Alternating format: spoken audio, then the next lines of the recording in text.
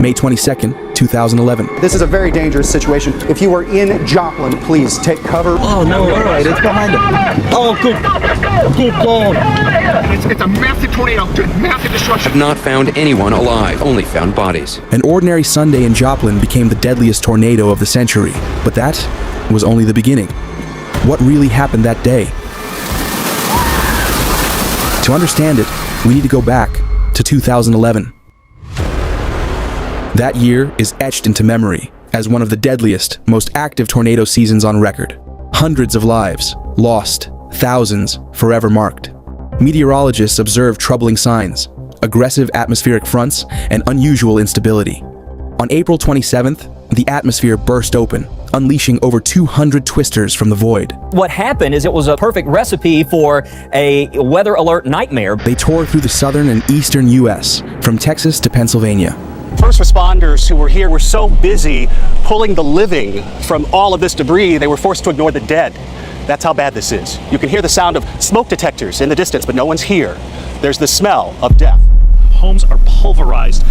There is a church up there that is just now a concrete slab. You can't even see where the wood and things that made up the church are. In less than 60 seconds, the tornado had destroyed half the homes in town. The strongest tornado to hit Mississippi in more than 50 years. These are the most devastating storms and tornadoes this community has seen since at least 1974. For 4 days, a storm of biblical scale swept through the region. Nearly 360 tornadoes carved a path of destruction. Textbooks would later refer to it as the 2011 super outbreak. The huge outbreak of tornadoes in late April 2011 was so bad that it earned a special name, Super Outbreak of 2011. Only once before, April 1974, did an outbreak get named a super outbreak. Locals barely had time to catch their breath before the dust even settled. Tragedy struck again. On May 22nd, 2011, Joplin faced the costliest tornado in modern U.S. history, touched down, and changed everything. How did it happen? It started like a postcard spring morning. In northeast Joplin, families gathered to celebrate graduation. Laughter in the air, hugs all around, talk of futures just beginning. But there was something hidden, something no one saw unfolding. 190 miles to the west, the sky was starting to stir. Meteorologists were on high alert, watching every signal. 1:30 p.m., Tornado Watch number 341 was issued. The probability, 15%. For a town that had heard it all before, such warnings didn't sound like much. Nothing new, just another routine alarm. People were simply exhausted from living in constant survival mode. Unfortunately, familiarity dulls our instincts. Waiting can be a risky habit. 4 p.m., a thunderstorm appeared on radar. It rapidly intensified into a supercell. Then, it merged with another, forming a spiraling vortex, thousands of feet tall. Air began to spin like a drill. A mesocyclone locked onto Joplin like a target. 5:09 p.m. The National Weather Service issued a tornado warning for Jasper and Newton counties. The countdown began. We're in western Joplin, so that's looking to the northwest. As we mentioned before, a high precipitation supercell, so that means you're not going to be able to see a tornado if there in fact is one on the ground. Right now it looks like we just have some reports of funnel clouds. 5:17 p.m. The warning was updated. 28 sirens wailed across the city. Emergency alerts echoed on radio, TV, and weather channels. This time, the storm would teach a harsh lesson. Sirens aren't always heard, especially with windows closed. The hills and valleys created sound distortion, while rain and hail further masked the threat. A 2012 study, Paul Steimer's, found why the 2011 Joplin tornado had so many fatalities. 10% of residents, up to 5,000 people, were unaware of the warning. Of the 90% who did hear it, 84% took the NWS alert seriously. 77% said they headed to the safest place they could find. Man, that is looking ugly. And that's the tornado siren. Man, look at that. Oh, that's not good.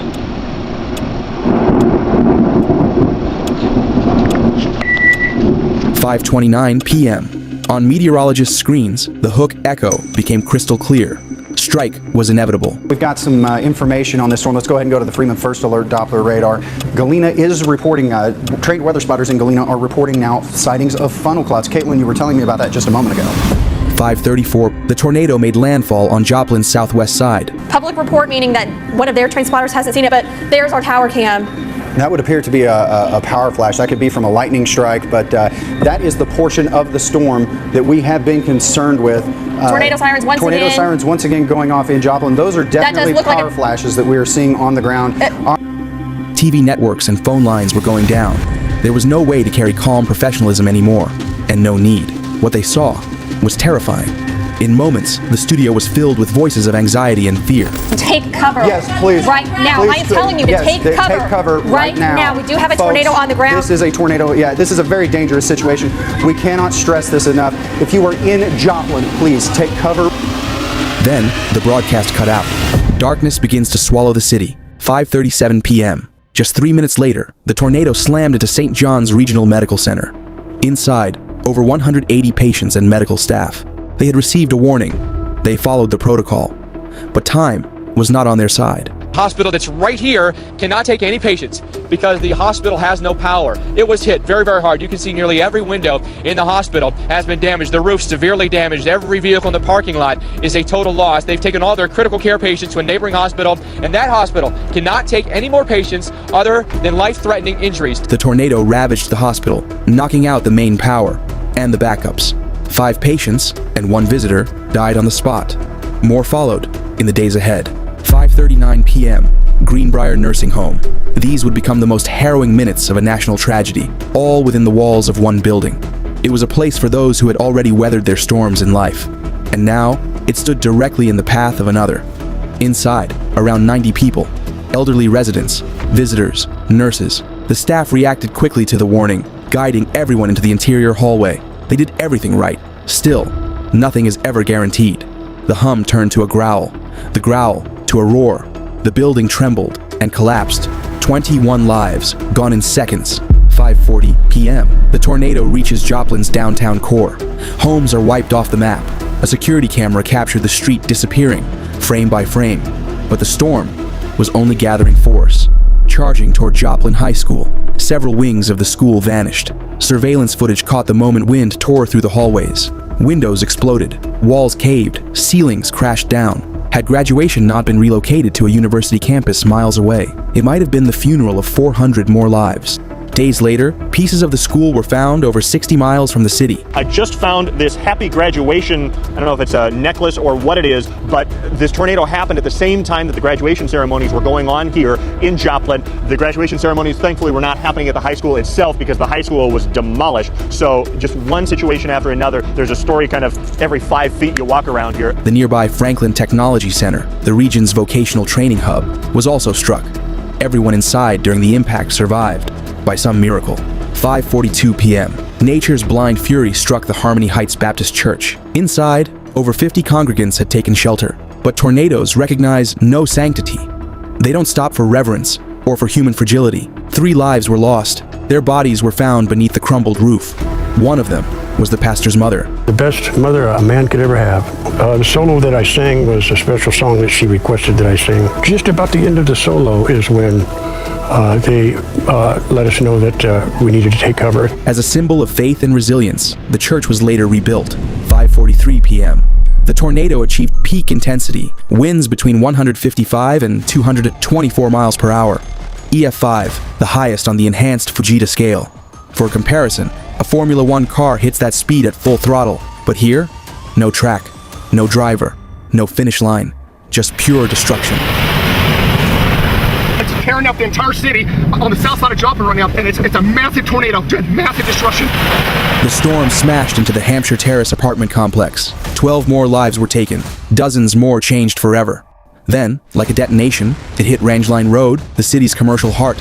Stores, gas stations, families out for dinner, children holding ice cream cones. Storm chasers captured the moment on film. Yeah, we're trouble. We gotta find some place to take shelter. Oh, storm shelter. Yeah, I'm not worried about the tornado as I am about gigantic hailstones. What about that Home Depot? Would that be a bad spot, or I don't know? That's all I see. What's mine? So you get the lights of turns. You get the so I just saw that big power flash. Whoa, straight through those trees. That was a big power flash. It could be lightning too. Could be lightning, yeah. It's too low to be lightning. That's very, very low. Oh my god, that's power flashes. Oh, Lots of power flashes. It's like power flashes. We need to get out of this town. Holy Jesus. Wow. You can see it, the shift from thrill to horror. The gut punch of a tour guide shouting, "Get out of there right now." This was no longer a show. It was a death sentence. Oh shit. That means it's past this though. You can see the monster, you can see the whip. Oh shit. You can see the rain wrapping them. Freaking go, people. Go, just go. Oh no, alright, it's behind it. Oh good. Good God. This is bad, really bad. Jesus. This is a monster, this. Oh, explosion. Oh my God. Power flash. Oh, it is right there. In mere seconds, AT&T, Walmart, Pizza Hut, and Home Depot were obliterated. There was almost no way to survive in that area. Cars were wrapped around trees. Others were hurled into nearby businesses, over 200 meters from the parking lot. Metal, twisted like foil. In one car, they later found an empty child's car seat. The driver was never identified. At Joplin's Home Depot, the search and rescue personnel from Missouri Task Force 1 have not found anyone alive. They've only found bodies. The storm still craved human fear. 5:46 p.m., East Middle School. Security cameras recorded the roof being ripped into the sky. Windows exploded from inside pressure. Thankfully, the building was empty. 547 Fast Trip gas station. Customers crammed into the walk-in freezer, practically saying their goodbyes. The audio captured from inside is gut-wrenching, full of sorrow, rage, and courage.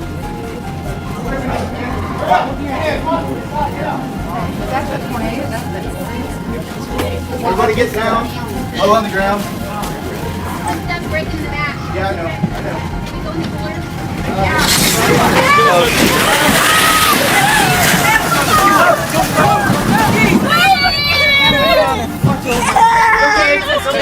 We're good. We're good. We're good. It's okay. It's okay. I think we're gonna do it.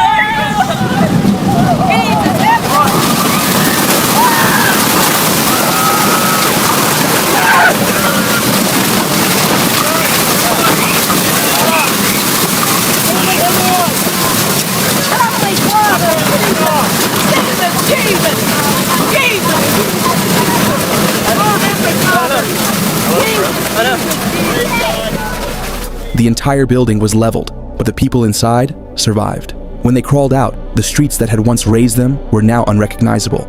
What had once been alive with motion and sound was now piles of brick, shredded metal, and the smell of gas in the air. All right, here's the gas station that we were at. We parked right over there.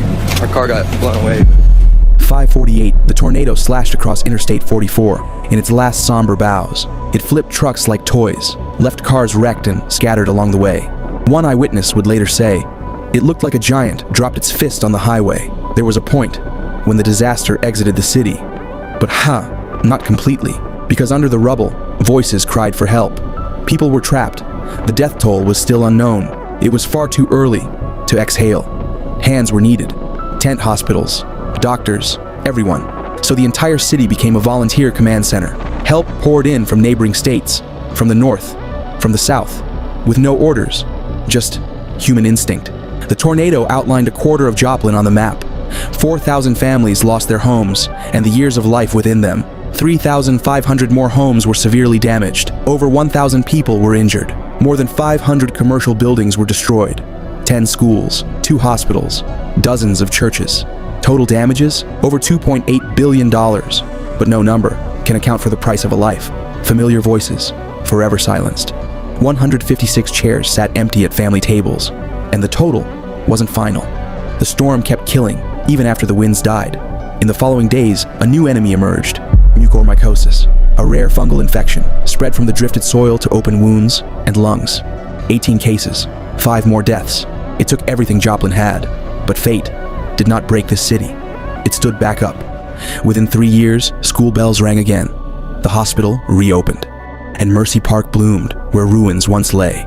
Only thunder, sleepless nights, old photos on shelves, and quiet memorials kept the pain alive, but so does the memory of quiet heroism.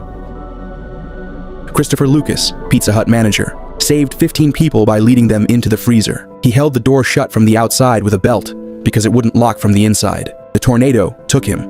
Everyone else lived. The only reason we survived is because he held the door shut with a strap. Dean Wells, an employee of a Home Depot, died holding the door, saving strangers. Literally, holding the door between life and death. He managed to lead dozens of customers into a break room, the only shelter the store had. While heading back to help more, he was buried under the rubble of the wall. Don Lansaw shielded his wife in the bathtub. The house turned into splinters. He didn't make it, She did. I felt him cover me, and then he didn't move anymore. That was love, stronger than death. You know, he's my hero. While shielding her body, Dawn was hit by debris and died of a puncture wound to the back. Grace Aquino wrapped her arms around her 11-year-old son as the church walls collapsed. He lived. She didn't. At her funeral, the pastor said she was a prayer made flesh. Cheryl Nelson, AT&T clerk, led a family with young children to run for shelter, stood by the door, bracing it shut until the building gave way. 10 survived. She didn't. Mark Lindquist, social worker, covered 3 disabled clients with mattresses, then lay across them himself. All 3 died. Mark was thrown a block away, coma. But Lindquist kept fighting and proved doctors wrong. He came out of the coma and started asking questions. The first words he said to me were, "Are my guys okay?" And I had trouble dealing with that at first, you know, but I realized that they're in a better place. And now instead of me watching over them, they're kind of watching down on me, and I actually feel like I have 3 angels. After coming out of the coma, his life was put on hold again. He contracted the life-threatening fungus disease. He saw an angel in a light green light, and he said at that point, I knew the fungus was gone. And very soon after, they told us he was free of the fungus. And he lived to remember. The tornado took nearly everything, but it couldn't take human dignity. It couldn't take love, take care of one another. Every storm eventually ends, but the way we hold each other, that remains.